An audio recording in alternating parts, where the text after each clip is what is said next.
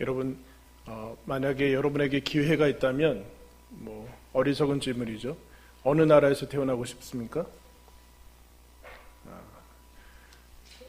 어떤 나라? 미국, 유럽, 뉴질랜드, 그러겠죠. 우리나라보다 더 못한 좀 어렵고 힘든 데를 고르지는 않을 겁니다. 좁게, 여러분 만약에 여러분이 가정을 택할 수 있다면 어느 부모님 밑에서, 때로는 어느 가정에 태어나고 싶습니까? 저 가정 부러워 보이고, 그렇습니까? 어떤 가정으로, 또 어떤 모습으로, 여러분이 어떤 모습으로 태어나고 싶습니까? 물론 지금은 불가능한 일이죠. 그런데 그것을 바꾸지 않고 우리가 왜 이곳에 21세기 대한민국에서 태어나고 왜 내가 이 가정, 지금 내가 속한 가정에서, 그리고 또 우리 메시지 교회에서 살게 됐는가, 하나님이 이제 왜 이곳에 나를 보내셨는가라는 것을 알 때 우리는 새롭게 인생을 펼쳐나가는 것들을 이제 시작하게 됩니다. 요셉이 형들을 우연치 않게, 의도하지 않게 만나고, 그 형들과 만나고 형들을 보내고, 그 사이에 드디어 형들을 만나면서 자기가 어릴 적에 꾸었던 그 꿈을 다시 생각하고 드디어 이제 그 꿈을 이제 해석해 나가기 시작합니다. 여러분, 요셉이 그 어릴 적에 꾸었던 꿈, 해와 달과 별이 자기한테 절하고 그 곡식단이 자기한테 절하는 그 꿈이 어떻게 그 꿈을 생각하면서 살았을까요? 어땠을까요? 그 꿈 때문에 팔려왔거든요. 그 꿈 때문에 형들한테 미움을 받고 결정적으로 팔려왔는데 아마 그 꿈을 다시는 인생에서 꺼내고 싶지는 않았을 겁니다. 그런데 묻어두고 어쨌든 하지 않으려고 해도 생각이 나겠지만 묻어두고, 그러나 그 꿈을 어떻게 해석하고 풀 수는 없었어요. 바로의 꿈을 풀고 술 맡은 관원장, 떡 맡은 자의 꿈을 풀었지만 자기의 인생에 그것을 인생의 열쇠를 풀지는 못했는데 드디어 형들을 만나면서, 그리고 형들의 변한 모습을 보면서 이제 그 꿈을 하나씩 풀어나가기 이제 시작합니다. 그러면서 이제 자기 인생과 과거와 이제 미래의 그런 것들이 이제 하나씩 선명하게 드러나게 되는데, 그럼 애굽에 팔려온 히브리 노예와 애굽의 총리가 연결이 됩니까? 그러면 애굽의 노예와 애굽 태생도 아닌 히브리 노예가 애굽의 총리가 된다. 이게 서로 연결점이 있냐라는, 불가능한 일이죠, 여러분. 불가능한 일일 뿐만 아니라 사실은 이거는 말도 안 되는 얘기가 이제 연결되는데, 이 애굽의 노예, 애굽으로 팔려온 히브리 노예 요셉과 애굽의 총리가 된 요셉은 이 사이를 연결을 해야 되는데 이거 어떻게 연결을 할 것인가? 여기에 요셉의 인생에 중요한 면이 있죠. 이것을 어떻게 연결해 나갈 것인가? 그러면 이제 어쨌든 애굽으로 팔려왔는데 형들을 만난 다음에 드디어 이제 여러 가지 테스트를 거쳐서 형들이 변화된 모습을 보고 이제 본인이 요셉이라는 것을 알리는 장면이 나옵니다. 이제 결정적인 장면이죠. 그러면서 자기를 알릴 때 그것을 참지 못하고 울고 이제 감격하고 하는 그런 모습을, 제가 요셉입니다라는 그 모습을 드러내는 것을 봅니다. 그러면서 여러분 4절의 말씀에 보면은 이렇게 얘기하죠. 4절에 요셉이 형들에게 이르되 내게로 가까이 오소서. 그들이 가까이 가니 이르되 내가 요셉이다.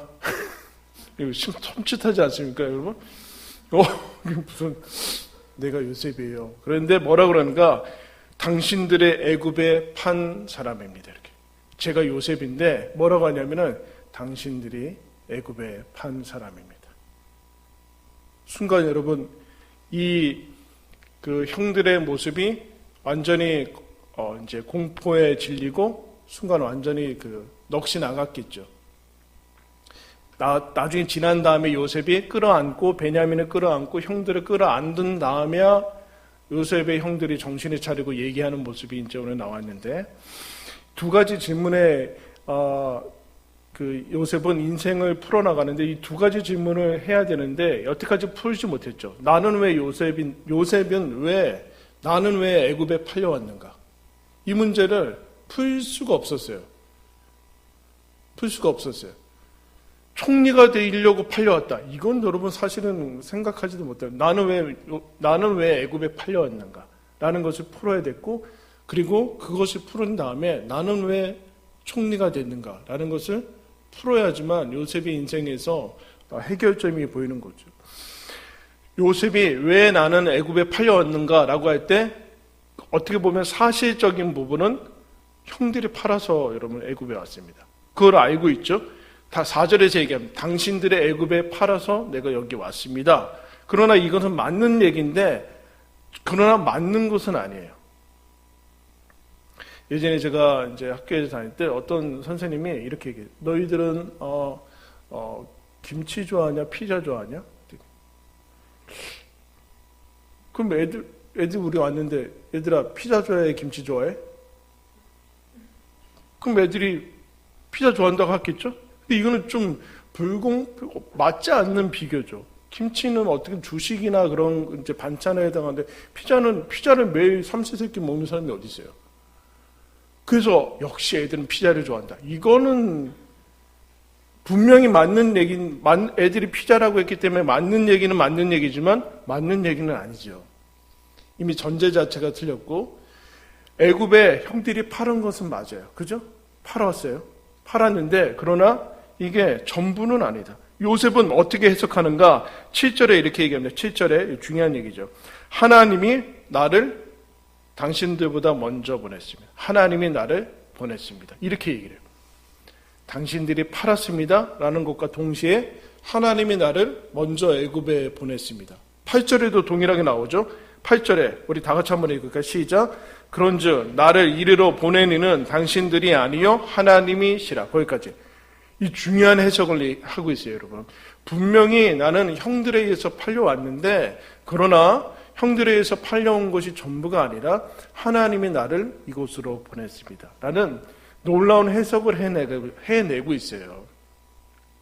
보이는 것만으로 지금 얘기를 하지 않고, 형들이 분명히 보낸 것은 맞지만 그는 보여지는 것뿐이고, 하나님이 나를 이곳에 당신들보다 형들보다 먼저 보낸 그 장본인은 하나님입니다 라고 얘기를 하고 있어요. 그러면 이제 다른 해석을 할 수 있겠죠. 다른 해석을 할 수 있어요. 어떻게 해석을 하는가? 형들이 보냈습니다 라고 이것을 계속 가지고 있었으면 여러분 무슨 얘기를 하는 거예요? 형들 탓인 거죠. 형들 탓 때문에, 형 때문에, 지금 애굽의 총리라는 것 때문에 우리가 해석에 잘 됐기 때문에 자꾸 해석을 놓치는데, 그렇지 않고 형들 탓이다, 그 전에 세상 탓이다, 뭐 이렇게 해버리면 그 다음에 여러분 뭐가 남겠습니까? 분노와 원망과 이런 것밖에 남지 않아요. 그리고 아니면 이 더 약한 사람은 이렇게 해석하겠죠. 내가 애굽에 팔려온 게 내가 형들보다 힘이 없었기 때문이다. 내가 못났기 때문이다. 자기 탓을 하면서 자기 원망을 할 수밖에 없습니다.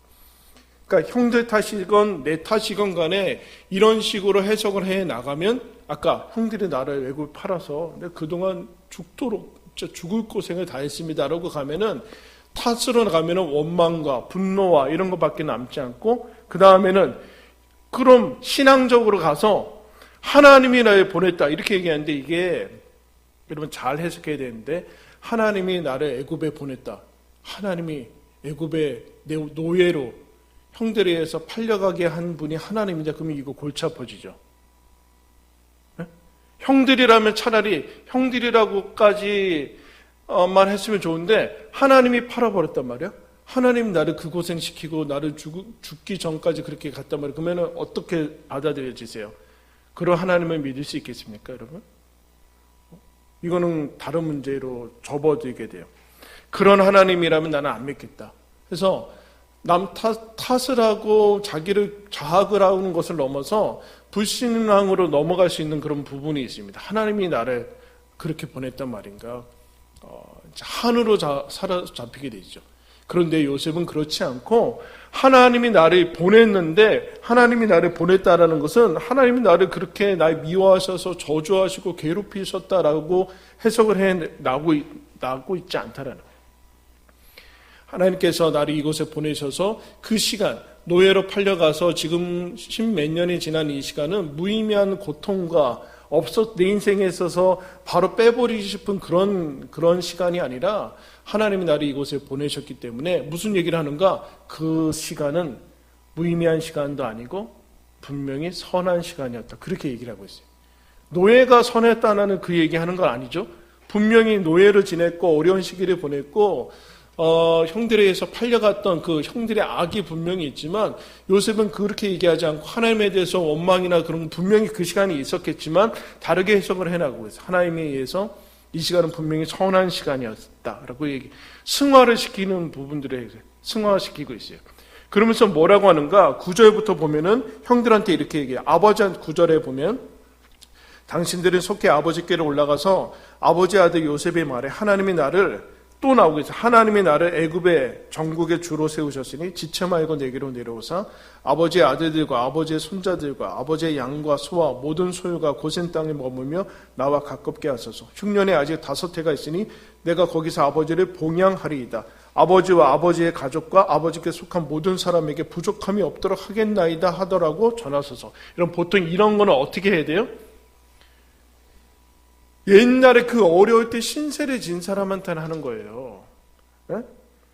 그 어려울 때 내가 무일푼이고 노예였을 때 나를 걷어주고 했던 그 사람을 겨우 만나서 TV는 사랑을 싣고 정도 찾아가서 드디어 만나서 내가 얼마나 찾았는지 아십니까? 은혜를 입었는데 제가 이제 그때 어려웠을 때 선생님들 때문에 겨우 살고 희망을 얻었습니다. 그래서 은혜를 갚는 장면이지. 근데 여러분 이 사람들은 어떤 사람이에요? 원수.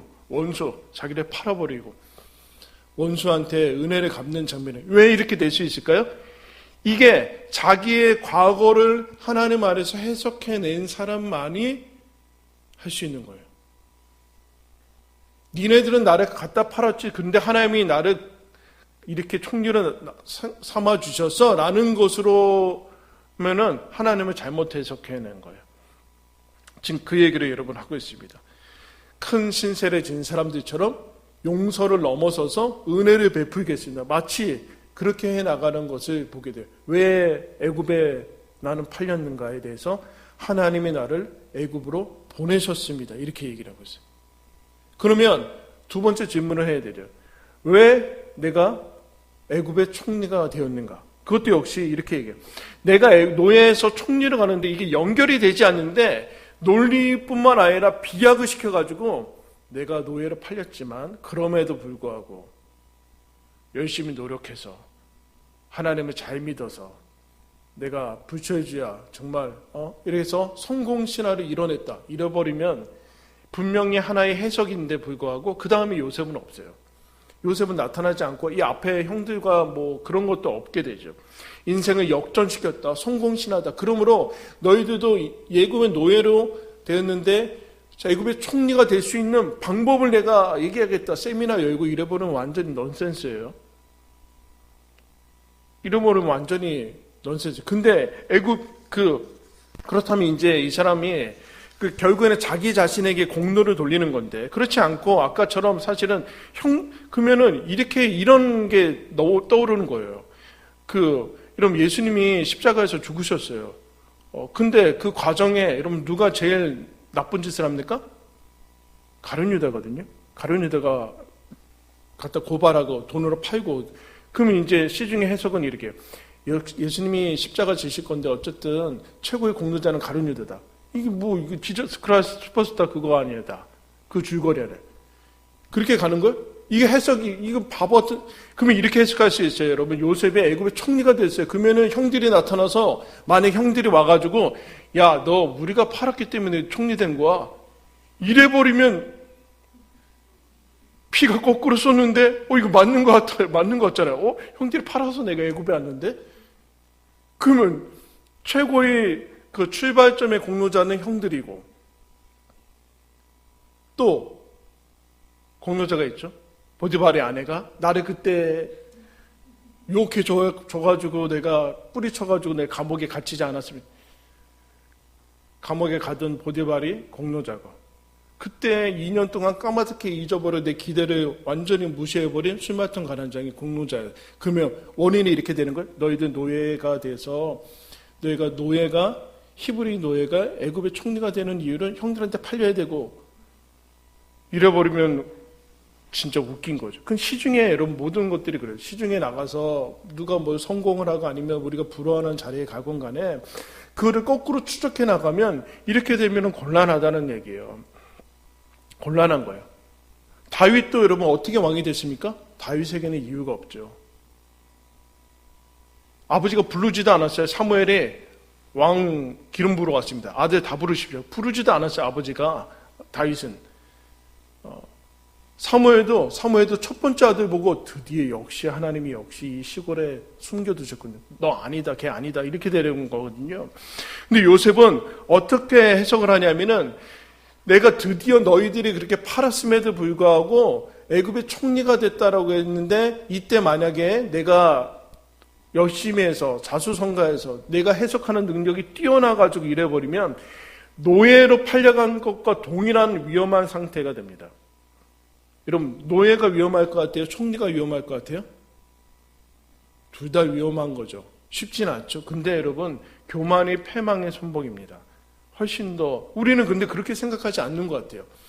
애굽의 총리가 된 것은 하나님이 없어도 너무나 잘 된 거라고 생각하는데 여러분 그 대단히 위험한 것입니다. 내일 수능 시험 보는데 무조건 좋은 대학 간다고 해서 잘 된다고 생각하면 불신앙이에요. 앞으로 부모님 앞으로 수능 볼 분들 마찬가지로. 네? 이 무슨 얘기를 하고요? 하나님이 편들어 주지 않으면 애굽의 총리 아무것도 아닌 거고 노예 그러면 노예가 되냐? 아니죠. 애굽의 노예도 마찬가지라 하나님이 편들어 주지 않으면 안 된다는 것을 여러분 기억을 해야 된다는 거예요. 하나님 교만이란 그러면 이제 애굽의 총리가 됐는데 하나님의 뺀 해석만 가져오면 교만한 건데 교만이란 뭐냐면은 자신에게서 원인을 찾는 게 교만한 거예요. 자신에게서 아까 내가 애굽으로 팔려왔는데 아까 요셉이 망하는 길은 그거예요. 내가 못 나가지고 형들보다 힘이 없어서 그럼 힘을 가져야 돼. 그 꿈 때문에 이렇게 해버리면 골치 아파거든요. 그 다음에 인생이 안 풀리듯이 마찬가지로 내가 애굽의 총리가 된 게 나한테 원인이 있어라고 찾아 들어가면은 교만해지고 나에게서 영광을 찾는 길이 되는 거죠. 그러면 애굽의 총리가 된 다음에 8절에 이제 아까 읽었지만 연결돼서 나오는 게 나와요. 8절에 보겠습니다. 그런즉 나를 이리로 보내는 당신들이 아니요 하나님이시라. 당신들 형들에게서 해석이 확 옮겨갔어요. 하나님이시고 그 다음에 나를 애굽의 총리로 삼으신 것은 바로가 아니라고 얘기하고 있어요. 바로가 아니에요. 하나님이 나를 바로에게 아버지로 삼. 바로는 신분상 계급상 위인데 바로가 그러잖아요. 내가 너보다 높은 것은 이 자리뿐밖에 없다. 정권을 위임하는데 바로에게 아버지로 삼으시고 그 온 집의 주로 삼으시고 애굽 온 땅의 7위 통치자로 삼았습니다. 누가요? 바로가? 아니. 하나님이 그렇게 해요. 하나님이 과거에 나를 애굽에서 인도하셨듯 그리고 앞으로 지금 하나님께서 나를 애굽의 총리로 삼았습니다. 라고 얘기해요. 무슨 얘기일까요? 무슨 얘기예요? 히브리 노예와 애굽의 총리는 연결점이 없습니다. 라는 것을 요셉이 정직하게 여러분 인정하는 겁니다. 무슨 얘기예요? 이것은 기적인데 이 기적의 원인이 나한테 없는 것을 알아요. 그래서 2년 동안에 여러분 다 까먹는 시간도 필요하고 13년 동안에 여러분 그 시간이 필요하죠. 그럼 무슨 얘기예요? 교만하지 않고 자기에게서 영광이나 그것을 찾지 않고 뭐라는가? 교만이라는 것은 겸손이라는 건 이 얘기죠. 하나님, 저에게는 총리가 된 이유가 없습니다. 저는 그 원인을 제공하지 않았습니다. 그런데 총리가 됐습니다. 그래서 여러분 신약 성경에 이거는 뭐라고 그래요? 따라했습니다. 은혜. 은혜는 뭐예요? 은혜는 우리가 원인과 그 어떤 것을 제공하지 않았는데 결과를 받은 것을 은혜라고 그래요. 선물이죠.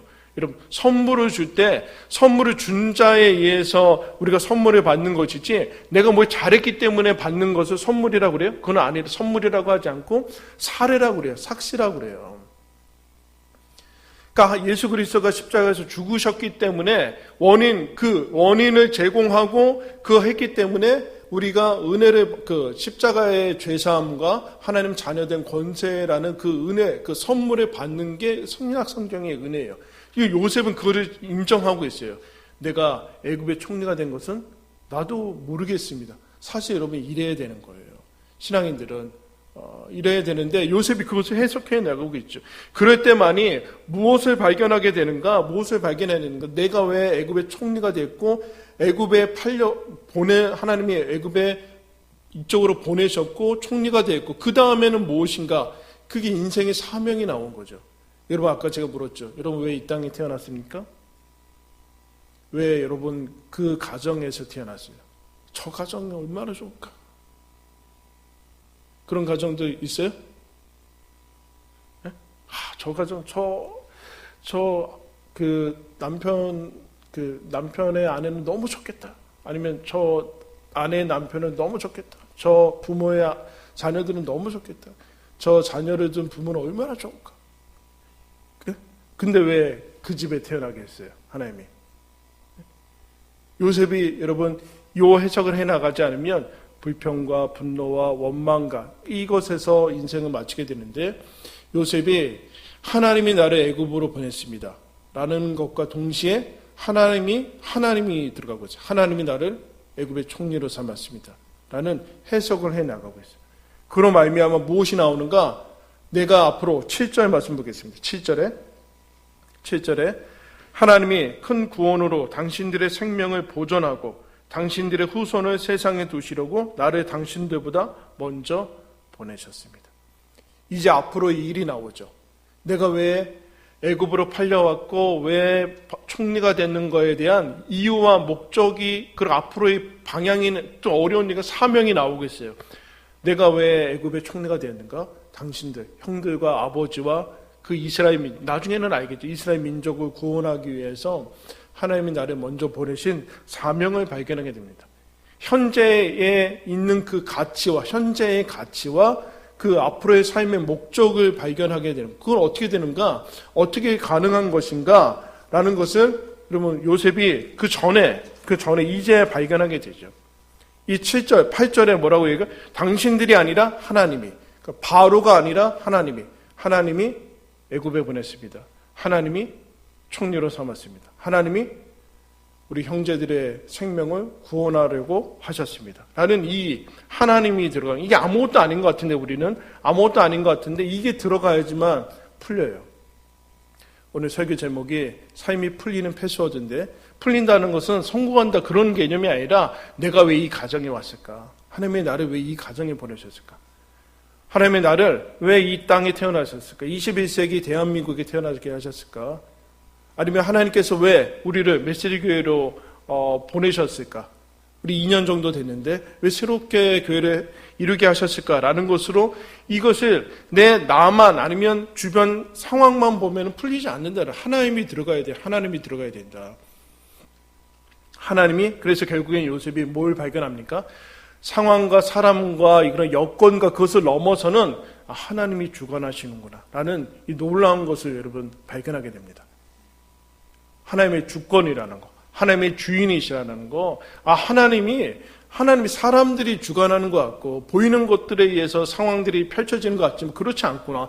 더 보이지 않고 더 큰 하나님이 통치가 있구나라는 것을 여러분 이 요셉이 발견하게 되죠. 그래서 여러분 누가복음으로 한번 가겠습니다. 신약성경 누가복음 12장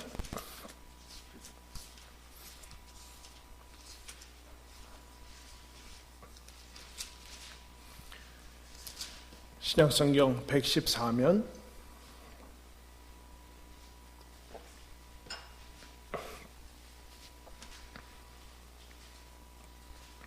누가복음 12장 4절부터 제가 읽겠습니다. 내가 내 친구 제자들한테 친구라고 그래요.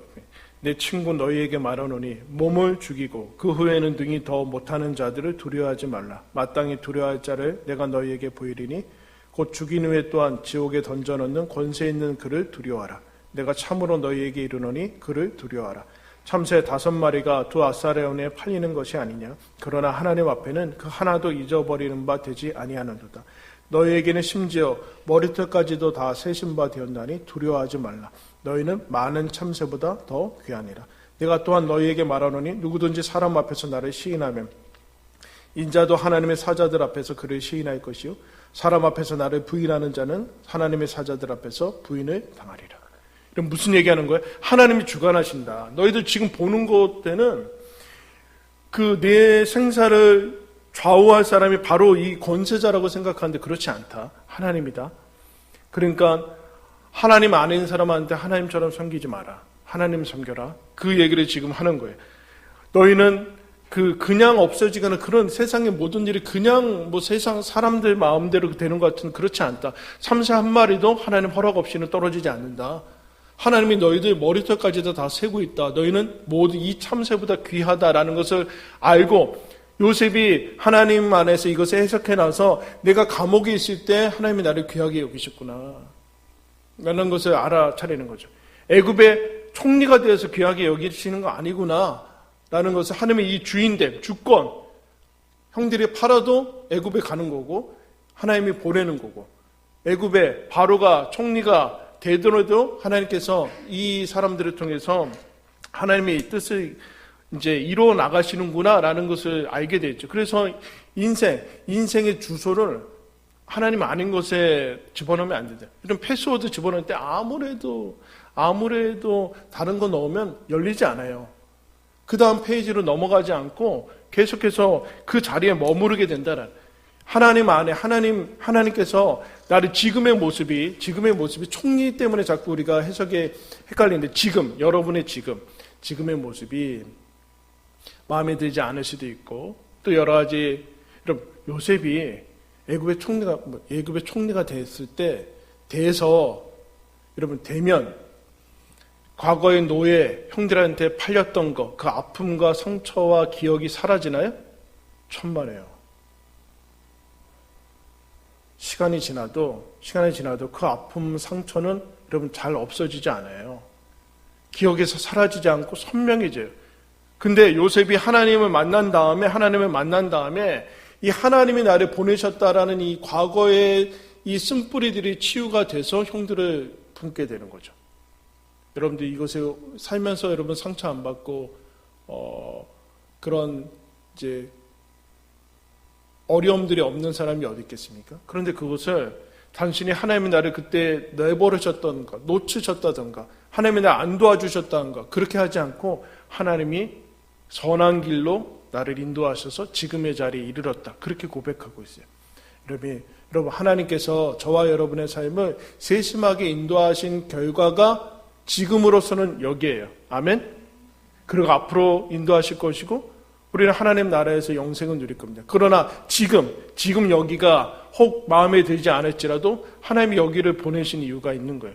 그걸 이제 회복해 나가고 있죠. 마찬가지로 현재가 어쨌든 과거의 결론이 지금 현재인데 여러분과 저의 현재인데 이것이 그때 내가 실수해서 그렇다. 내 무능력해서 여기에 지금의 결론을 가지고 있어 라고 하면은 잘못 해석하고 있는 거예요. 거기에는 원망과 분노와 아무것도 없어요. 감사도 없고 자유함도 없고 그런데 요셉은 그렇게 해석하고 있지 않아요. 아니면 또 이것이 내가 열심히 노력해서 한 거야. 내가 열심히 했기 때문에 온 거지. 맞긴 맞는데 그러면 그 안에는 쉼이 없어요. 내가 놓으면 다 없어질 것이기 때문에 내가 쉼도 없고 여기는 숨막히는 치열한 삶의 전쟁터밖에는 없어요. 내가 노력했기 때문에 그렇다고 생각하는 사람은 거기에 쉼과 여유와 하나님께서 주신 것들을 누리지 못해요. 근데 요셉은 거기에서 여러분 벗어납니다. 내 삶을 주관하시고 하나님 나를 사랑하셨고 앞으로도 인도하실 것이고 하나님이 내 주인됨을 겸손히 고백하고 지금까지 왔기 때문에 앞으로도 인도하실 것이다 라고 얘기하는 거예요. 그래서 더 나아가서 우리 아까 찬양했지만 죄인에게 하나님의 은혜는 과분하게 임했다. 아멘. 여러분 우리가 죄인이 하나님의 자녀, 죄인과 하나님의 자녀에는 연결선이 없어요. 애굽의 노예와 애굽의 총리에는 연결선이 없듯이 죄인과 하나님의 자녀, 영생을 얻는 하나님의 자녀에는 연결점이 없어요. 유일하게 연결하실 분이 예수 그리스도다. 예수 그리스도. 여러분, 우리 왜 이 땅이 지금 21세기에 대한민국에 살고 있습니까? 여러분, 왜 여러분 가정에 하나님이 어머니로, 때로는 아버지로, 자녀로 여러분 보내셨습니까? 때로는 아직 예수 그리스도를 안 믿고 있는 그 가족과 살고 있는 분도 계실 텐데 왜 그렇게 보내셨습니까? 수많은 교회가 여러분 이 땅에 많은데 왜 하나님께서 2년 전에 우리를 새롭게 교회를 세우도록 이끌어 주셨겠습니까? 누가 한 것입니까? 누구의 실수 때문입니까? 누구의 결단 때문입니까? 그렇지 않죠. 하나님이 저와 여러분을 여러분 그 가정으로 보내셨고 이 땅에 태어나게 하셨고 우리를 메시지 교회로 여러분 불러 모으신 것을 믿습니다. 그럴 때만이 그것을 받아들일 때만에 우리 과거가 연결이 되고 우리 삶의 의미는 가치를 알게 되고 그리고 우리가 여기서 지금 여기서 내 가정에서 이 교회에서 이 땅에서 우리는 무엇을 할 것인가 하나님의 실수 없으신 보내심과 실수 없으신 인도하심이 지금 여전한데 우리는 무엇을 할 것인가라는 여러분 그 길이 밝혀질 것입니다. 여러분 내 삶이 우리의 삶이 풀리는 패스워드가 늘 하나님이라는 사실을 여러분 기억하시면서 그 하나님의 인도하심 안에 들어선 것을 기뻐하며 감사하며 또 하나님께서 주시는 그 은혜로 살아나가는 저와 여러분들 되기를 예수님의 이름으로 축원합니다.